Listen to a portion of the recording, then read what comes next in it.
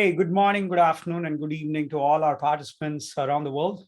Thank you for joining us today, day two of DSS Asia. For the next 25 minutes, our goal is to explore broadly on three topics. Number one being really Yugabyte has been innovating quite a number of things over the last couple of years.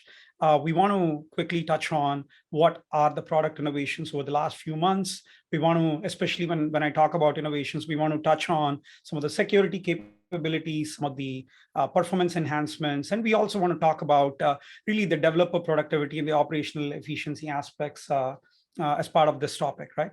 Number two topic being really that we've announced Yugabyte Cloud last fall. In the last few months, we've gained a lot of momentum in terms of customer acquisition. We've introduced a lot of features to simplify the customer onboarding process. We would like to quickly touch on the Yugabyte Cloud capabilities and what's in the store.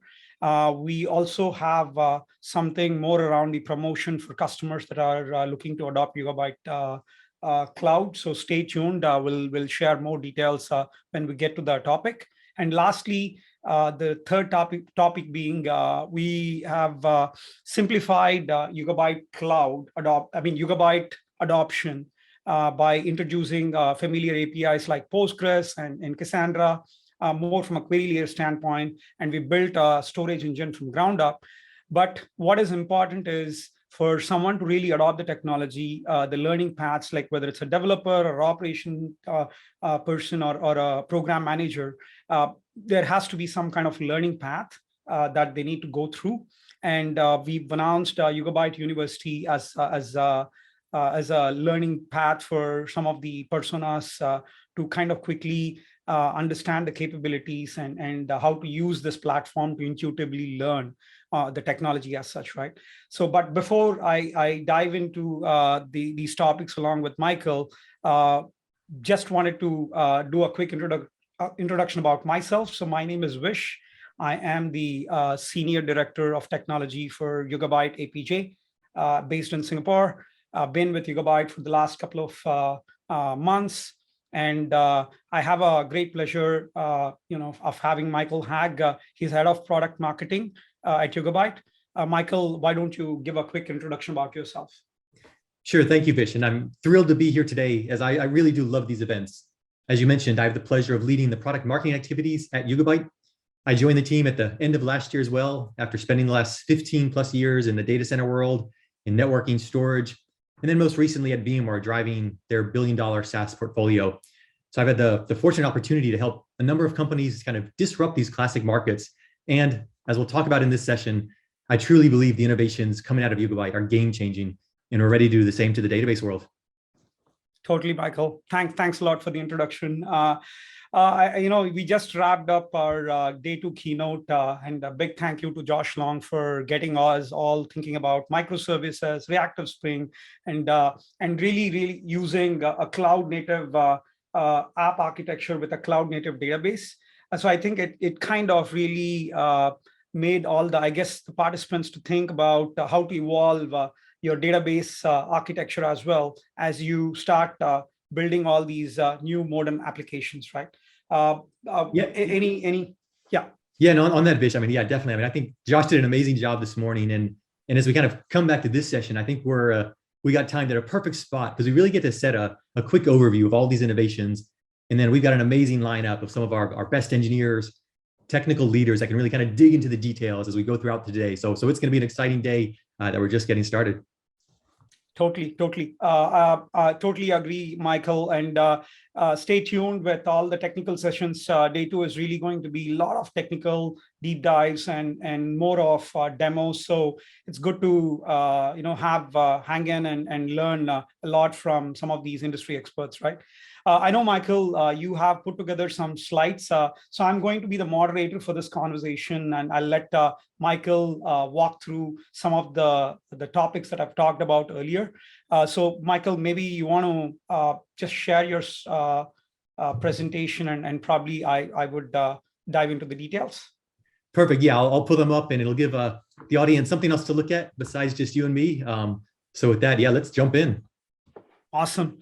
So just let's get started with topic one, right? So to kick things off, let's start with our core product innovations, right? We've been always hearing more from our customers, and we've been trying to evolve our product based on the customer needs. And at least all I can say is that it's been a busy year for us. The last couple of months, we've announced a lot of new features and functionalities. Maybe do you want to walk through the latest releases and especially the key product highlights, Michael? Absolutely. Yeah, happy to. And without a doubt, the Yugabyte engineering team has been hard at work. It feels like the pace of new releases is just only getting faster. And I like to start there, kind of looking at a timeline here of releases just for this year, just for the past 3 months. And we can see it's been a busy start to the year, and it only feels like it's accelerating. This is far from a comprehensive list of all the activities, but we've seen 3 major updates to YugabyteDB already. We've seen a number of cloud updates. We've seen new partnerships announced. We've seen TPC benchmarks completed, a lot more. And now for everybody out there, I know it's sometimes easy, kind of hard. It's sometimes easy to miss some of our announcements. The Yugabyte blog may not be your homepage quite yet. We'll get it there at some point. So what I want to do, Vish, is kind of just take a few minutes to maybe highlight some of the most interesting updates that have come in our last 2 releases and dig into those in a lot more detail. And I'll start with 2.12 that came out at the end of February. If folks are not familiar with our versioning convention over here at Yugabyte, our even number releases like 2.12 are considered the more mature, stable offerings. So a big focus of 2.12 was picking up all the Postgres compatibility that we previewed in 2.11. But our engineering team wasn't happy with that, and 2.12 went a step further and introduced several new capabilities and significant improvements. And if we kind of think about those improvements, we can kind of group them into 3 major areas. So first, we recently released a ton of enhancements around security capabilities. As you heard from Maurice yesterday, security and building customer trust is a top priority for the team right now. And in 2.12, we started offering greater choice, one, for key management. So we expanded our partnership with HashiCorp so that now you can manage YugabyteDB encryption keys with HashiCorp Vault, giving you that centralized, cloud-agnostic key management service that a lot of customers were looking for. Also on the partnership front, YugabyteDB is now natively integrated with Imperva's cloud data protection. So this is a data-centric security platform that is designed to help simplify security and compliance for your data in any databases, no matter where it's hosted. So it's a great tool to use to help manage audits and help consolidate key information. And then maybe kind of the last feature that came out in 2.12 around security is related to LDAP. Now, YugabyteDB already supported LDAP authentication in both the YSQL and YCQL APIs. However, in this release, Yugabyte platform itself can now be authenticated via LDAP. So this can help you further consolidate and reduce those user counts and authentication. Next big set of updates came around simplified management, really targeted at Yugabyte platform, helping improve that manageability. So first and foremost, we're making it easy for you to set up cross-cluster replication between clusters in 2 data centers with a new user interface in the platform. The new process ensures you set it up correctly, helps you monitor it, make sure you have all those pieces set up properly, whether you're trying to bring data closer to your users, or maybe you're doing it for availability and resiliency reasons. That cross-cluster piece just becomes that much easier. Next, a number of tweaks around providing more controls around alerts and notifications. So some simple stuff, but important stuff. For example, you can now utilize enhanced alerting to silence alerts, doing those routine maintenances. We also added support for PagerDuty and webhooks as new notification channels. And then kind of also in this management bucket, there were a number of general updates to improve just that overall usability, things like G-flag improvements, universe listing improvements, extensions to the APIs, additional support for Linux distributions, and a few more things. So a lot, again, thinking about how do we take Yugabyte platform, continue to help make it even easier and easier to manage.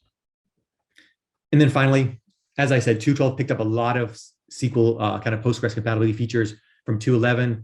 We also introduced a little bit more on top of that.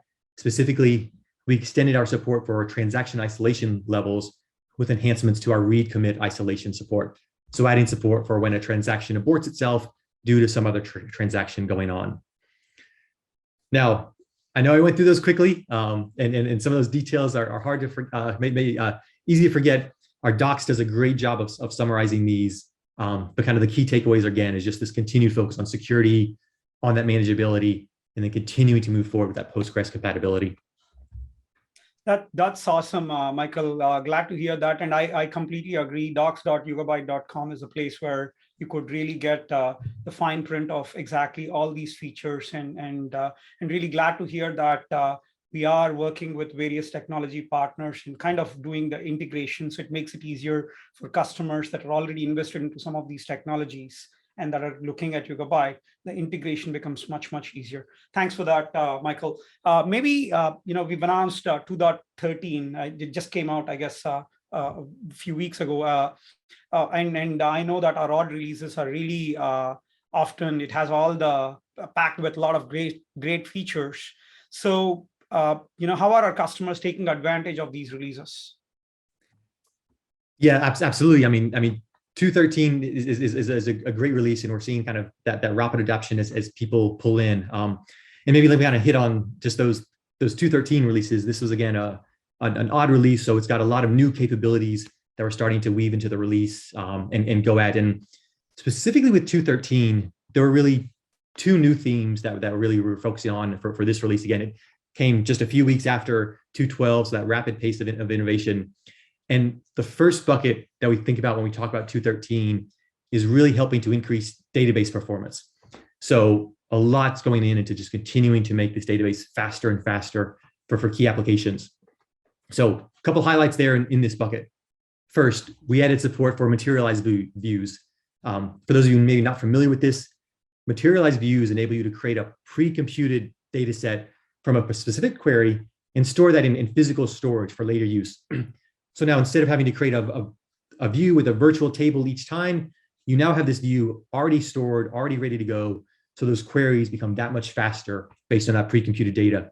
Now the materialized view doesn't contain a real-time view, meaning you have to call kind of functions to manually kind of update and refresh that data.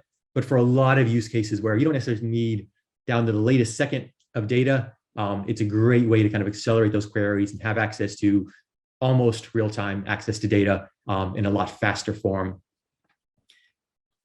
And then another big set on 2.13 was really taking and looking at our geo-distribution capability. So how do we help continue to deliver greater performance for those customers using and operating in a geo-distributed environment? So to start with the 2.13 release, you can now control where databases backups are located by explicitly limiting them to specific geographic regions. So based on that data locality defined during a table creation, data will now only be written to the backup destination that matches that region configured. So with more and more focus on compliance, on data locality, GDPR, this control again is a highly requested feature there, and also again kind of results in that higher performance as well because you're keeping everything local. And then maybe the other one to think about that came out in 2.13, what worth noting is that locality optimized reads. So in the 2.13 release, we're introducing a new YSQL function that when given a tabloid, it can return whether the table is local in the region or not. So what this means is the new function allows the query execution engine to avoid visiting those remote regions when not needed, thus reducing that latency. And if you take that a step further and use that function in the where clause, you can essentially kind of force local read, so ensure that your reads are only being read from that local site. And then performance, kind of that first bucket for 2.13, and then the other second one, and this is a big bucket, and we'll talk about a little bit more later, hopefully as well, is just enhancing that developer experience. So we've seen, first and foremost, a lot of excitement around the new YugabyteDB Cloud Shell, which was announced. So this is an integrated web-based shell that lets developers connect to the YugabyteDB using any modern browser. So it's a seamless experience, doesn't have no compromising of data security, and requires just a few clicks to get started. And if we have enough time, my goal is to show that off quickly at the end. So we can stay tuned on that one. Also on the developer front, we announced, again, continued expansion of our ecosystem. So first is developing and deploying new integrations with cloud native development workflows, specifically GitHub Codespaces and Gitpod. Both of these workflows can now be pre-configured with YugabyteDB and accessible, again, via that modern browser you're using, and give you that ready-to-code development environment anytime. Again, our docs page has a great information on the steps to get started with both of those. And then also awesome. the partnership. Oh, please go, Dish. No, I just continue, please. Yeah. Just the last one, kind of the last bullet here, just those developer tools, is we've added that support for MyBatis and Dapper ORM tools as well.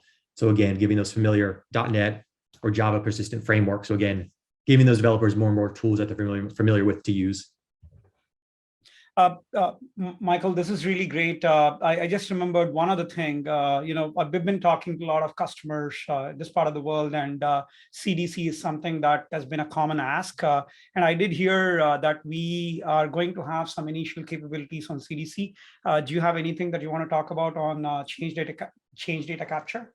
Yeah, a good question. I know there's some customers that are very excited about this, and I should have included up here, but definitely with 2.13.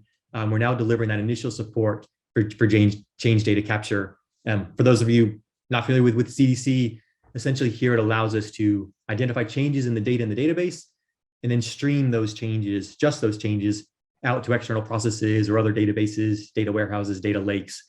So what this means is, from a user standpoint, we can now, stream these kind of small chunks of data piecemeal a little bit at a time over kind of very often. So we're not consuming a bunch of networking resources. We're not putting spikes on the database. And then maybe more importantly, as we get this kind of near real-time data out into these other sites, we can start to run analytics. We can start to drive real-time insights based on this data. So definitely it's an exciting one. With our initial launch, we support Debezium, we support Kafka, but definitely listen as we kind of move forward. You'll see us continue to expand out the support and kind of speak a little bit more louder about this in the future as well.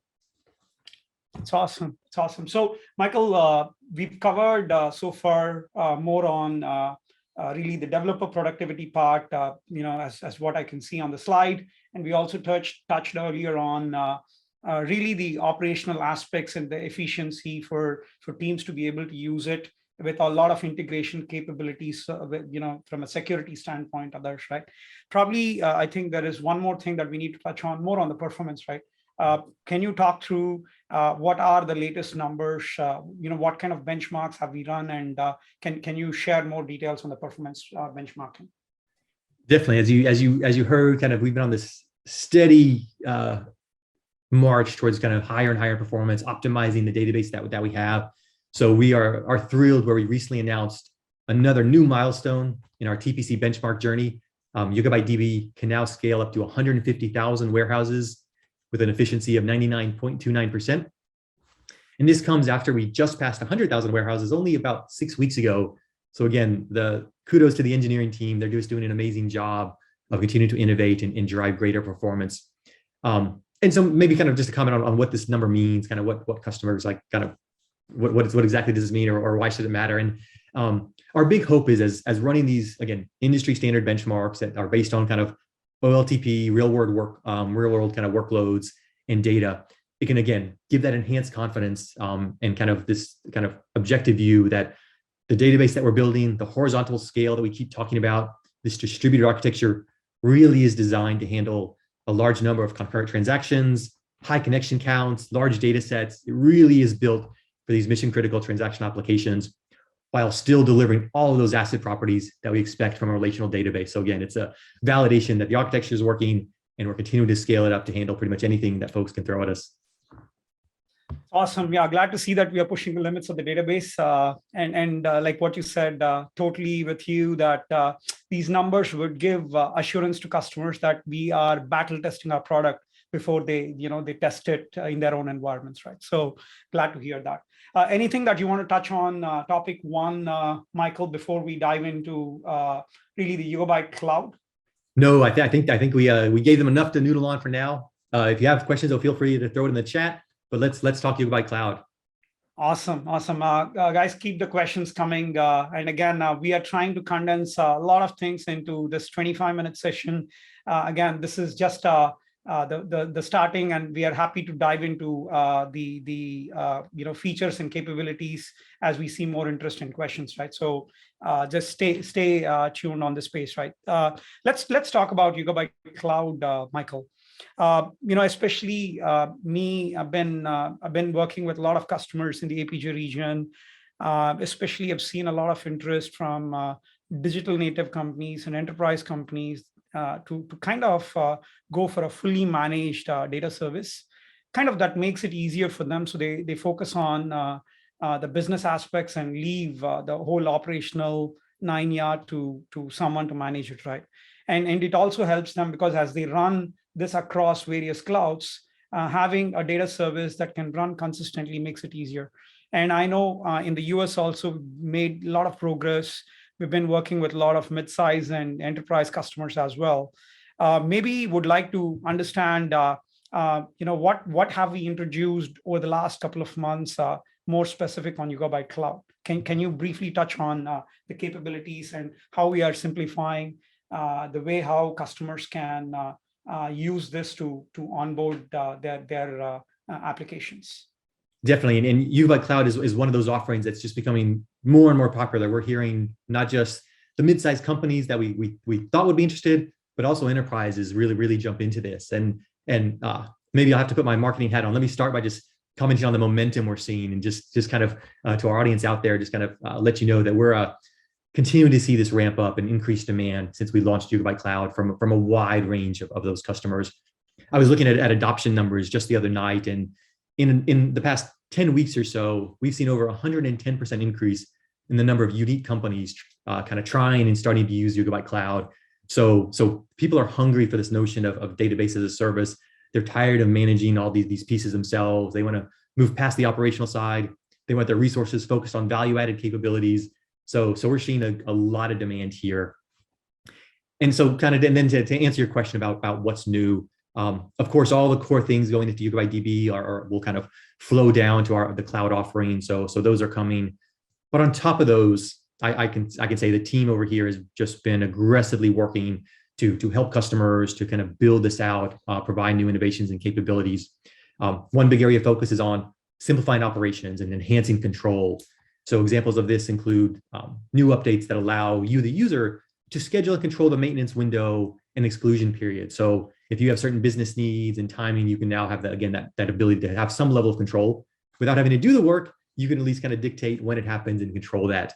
You can also manually pause and resume clusters, as well as choose the version of YugabyteDB that you want installed.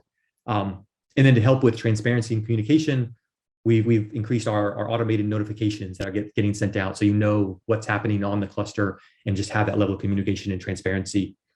Another big one is we work hand in hand with the leading cloud providers out there. So we have new, faster cloud infrastructure choices to choose from. New clusters going on AWS are now being updated to the EC2 T3 instance. GCP are using the new N2 standard instances there. So a lot of good changes there. And then finally, on the security front, the team, again, front and center security for them on Yugabyte Cloud. So we're seeing updates with VPC. You can now connect that through VPC, and the traffic all stays local. You get those lower latencies by having everything kind of seems like it's located on that same network. So a lot of great stuff happening with Yugabyte Cloud, and I can tell you the team is not slowing down there at all. Awesome.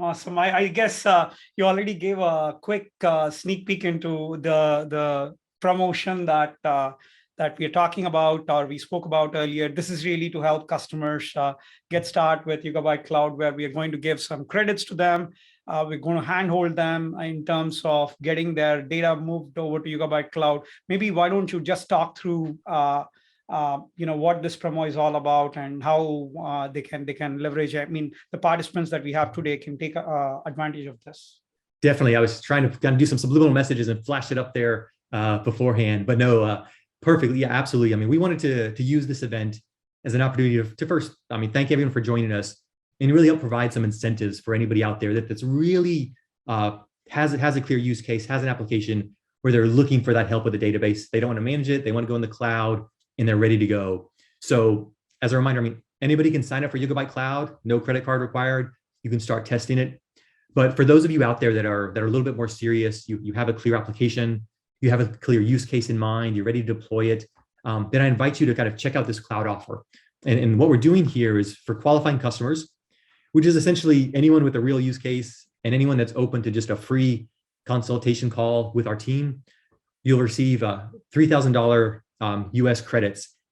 And so what does that mean? It basically means depending on the size of your environment, those credits, for example, could get you a 3-node environment with 4 cores per node, and basically fund that environment for 10 months or so, depending on your usage. So again, the goal here is to help get people on board, help kind of extend that free tier a little bit longer for those people that are really trying to kind of get settled in and use it. And again, we've got a great team that's ready to help out and communicate. So take a look at the link that we'll throw in the chat here.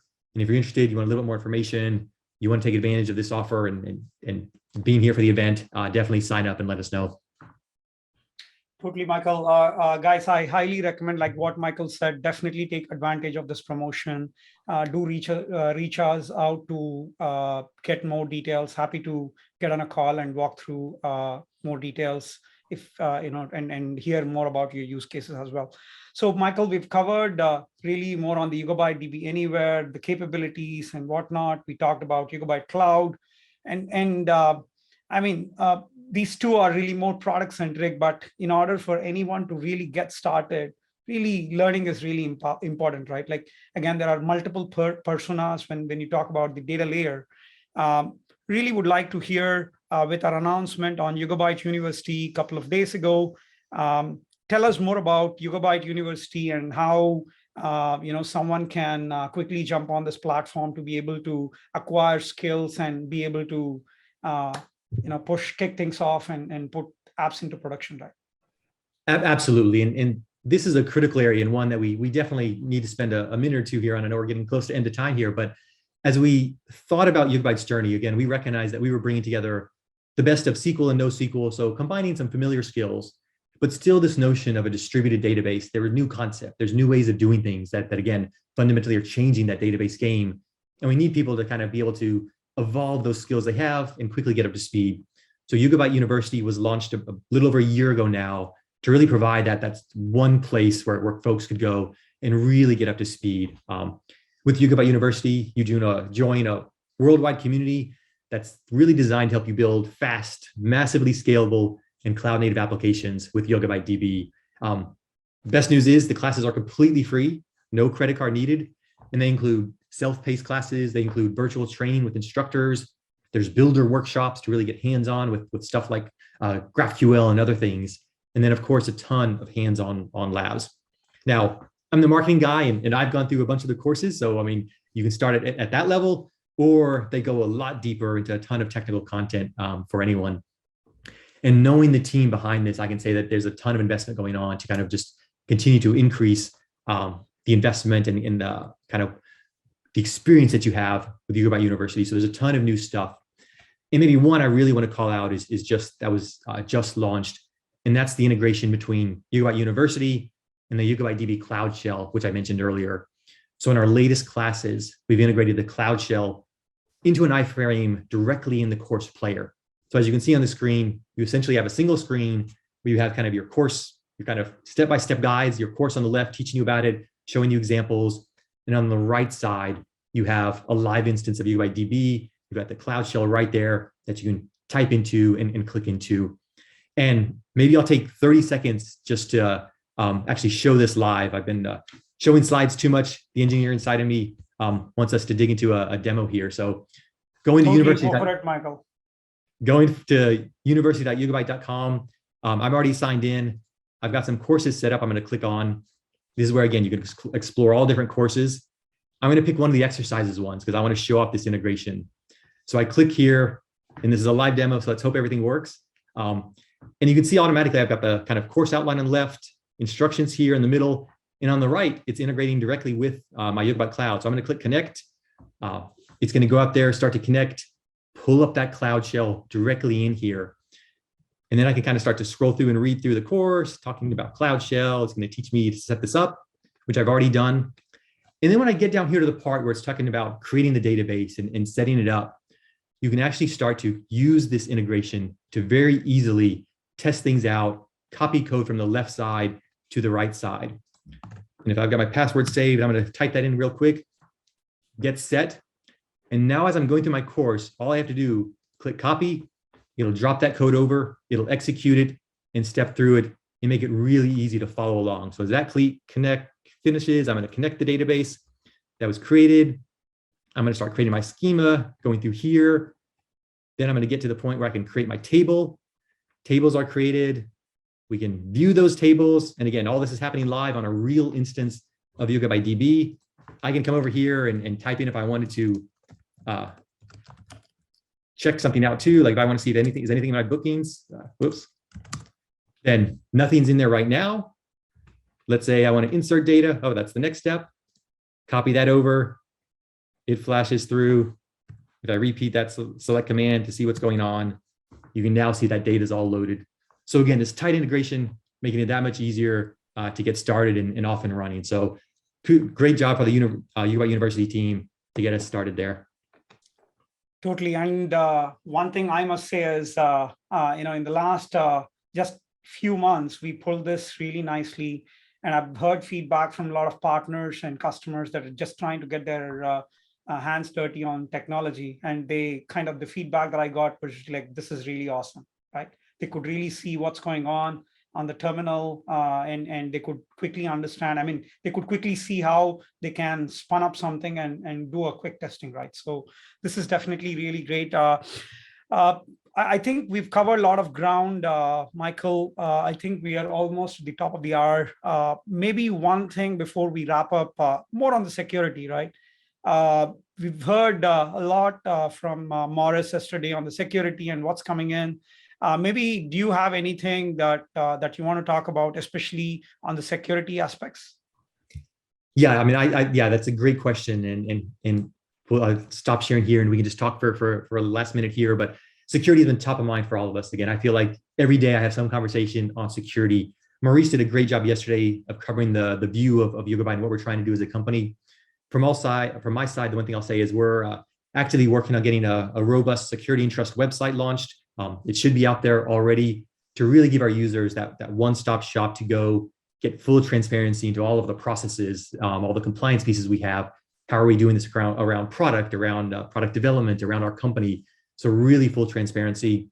We're also working on a detailed white paper that'll follow, that'll go into that next level of detail on all those processes. So again, stay tuned, keep your eye out, because there's a lot more material coming to help give that level of transparency and make sure our customers are very aware and fully briefed on all the stuff that we're doing. Awesome. Michael, one last question for you before we wrap up. What are you most excited about for the rest of the year? That's a great one. I mean, I think it goes back to the fact, I mean, Yugabyte was founded on this goal of reimagining what is possible with a database. And I see that idea just continue to grow in the company. I mean, one example is around how do we help existing customers with legacy applications accelerate that migration? So how do we kind of help these customers really move to this new world where you have a modern data layer, you have cloud infrastructure, you have modern applications? I think that's one big area. Another big area that's exciting is just taking database as a service, these serverless concepts to the next level. How do we really help get our customers to stop thinking about the database and just work towards it? If they're using it, they'll get charged. If they're not using it, it goes away. Just really this up and down scalability that's just seamlessly works with a dynamic application. Those two things combined with just the performance velocity and the security velocity, I think this year is going to be an amazing year for databases and really help more and more of our customers, again, bridge that gap between cloud and their app modernization with that modern layer in between. Awesome. Thanks a lot, Michael. Thanks for joining again. And it's been a pleasure. I'm sure audience now has a better appreciation of what Yugabyte is doing more on the product space, and really keen to understand if there are any questions from anyone. Please do join our Slack community. We have a lot of interactive conversations with a lot of customers and community members there. So thanks again, Michael, for joining us today. Absolutely. Thanks, Vish.